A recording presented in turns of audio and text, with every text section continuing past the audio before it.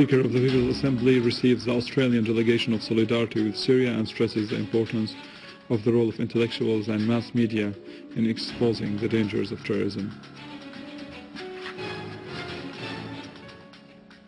And the Minister of Health says the ministry continues to offer its medical services despite challenges and work continues to repair the damaged hospitals. And the Syrian Arab Army continues to chase terrorists and kills several of them, including Saudis, Jordanians, Egyptians and Pakistanis.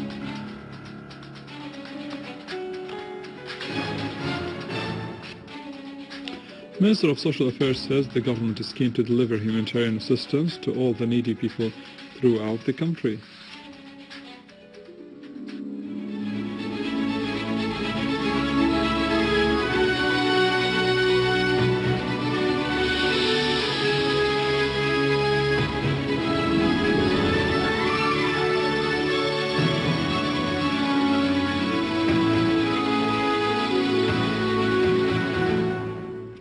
Good afternoon. This is news in English from the Syrian Arab television in Damascus.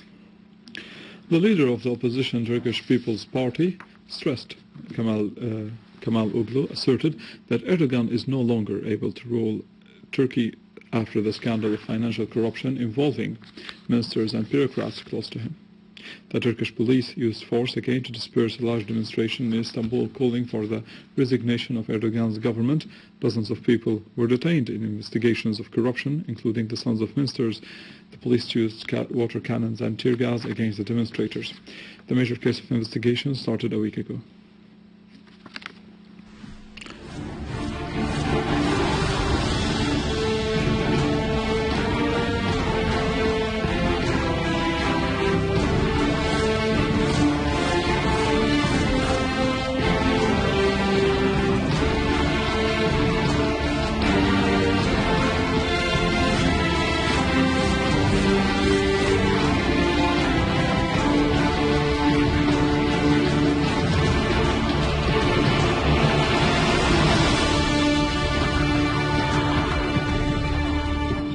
The Minister of Oil, Sulaiman Abbas, said that terrorist gangs fired mortar shells on a petrol tank in the area of Adra in Damascus Countryside.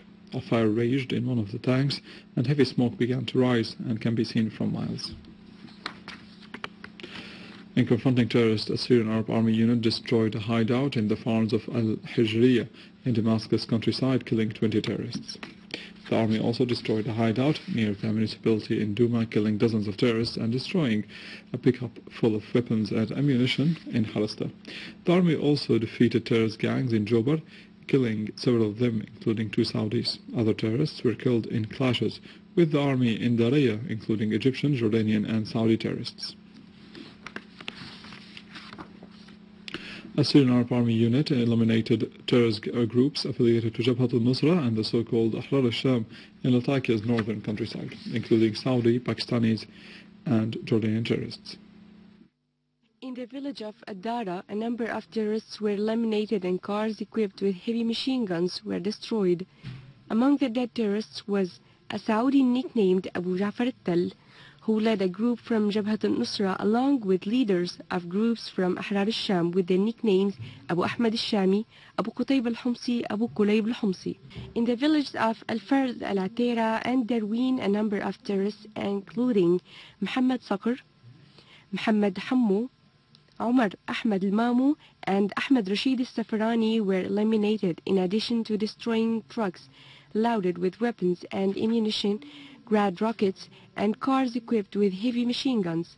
In the village of Salma, an army unit eliminated a terrorist group consisting mostly of Pakistanis and destroyed a cache of explosive devices, while another unit prevented terrorists from sneaking from Al-Miyatmiye village towards Wadi al-Khain village, killing a number of them, including Ali Darwish and Jamal Hassan.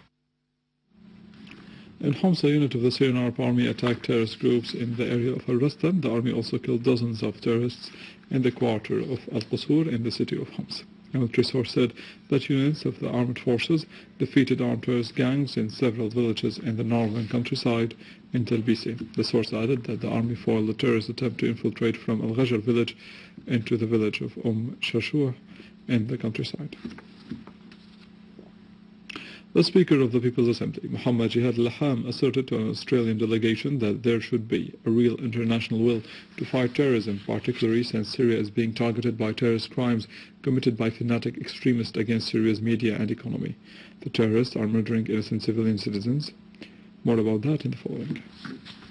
The Australian delegation from Hands of Syria movement came to show solidarity with Syria. It included a group of experts, academics and Australian activists, led by Professor Tim Anderson. Mr. al-Laham stressed the necessity of exposing those who support terrorism, including Saudi regime, which is trying to spread extremist Wahhabi thought around the world, and calling for bloodshed through false fatwas. Mr. al-Laham pointed out that the plotters against Syria imposed a savage economic siege, harming the daily life of the Syrian people. He said that the Western countries, which supported the UN Security Council Resolution number 1373 of 2001, are supporting terrorists and turning a blind eye to the Saudi regime role in financing and training these mercenaries. Professor Anderson pointed out that the visit of the Australian delegation was aimed at observing the truth and the facts about the situation in Syria, and to know who supports the terrorist gangs and whether these gangs involved Australian citizens. The Minister of Health, Dr. Saad Naif, received the Australian delegation and called for a general movement in the international area to lift the siege on Syria and to force the supporters of terrorism to stop targeting medical institutions, convoys and ambulance vehicles. The Minister of Religious Endowments, Dr. Mohammed Abdel Sattar Sayed, told the Australian delegation that Syria was targeted by savage criminals and fanatics. The General Mufti of the Republic, Dr. Ahmed Badruddin Hassoun, told the delegation that Syria was the cradle of civilization and the starting point of the spread of divine religions throughout the world. The delegation expressed support for Syria and determination to defend it against the war waged on it. They expressed appreciation of the peaceful religions' coexistence in Syria. The British paper The Independent published a report asserting that the British Interior Secretary Tereza May secretly prevents British citizens who go to fight in Syria from returning to Britain through depriving them of their British nationality. The paper added that the minister deprived 37 British citizens of their nationality since 2010. The paper asserted that increasing numbers of British youth are losing their nationality as a result of their involvement in the fighting side by side by the terrorists in Syria.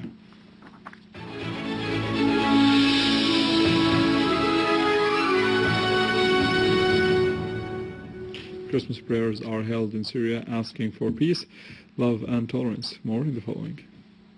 Despite the fact that the war on Syria is costing heavily on all the Syrians, the church's bells do ring across the country to dissipate the heavy black clouds, and the songs of love and peace are heard from inside the churches ahead of Christmas. On Christmas this year, the streets of Damascus have been almost void of any features of celebrations. Preparations for Christmas were limited to prayers and calls for peace to prevail in Syria and for all the abducted persons to return to their families, and also for rest in peace for the souls of those who had sacrificed themselves for the sake of their country.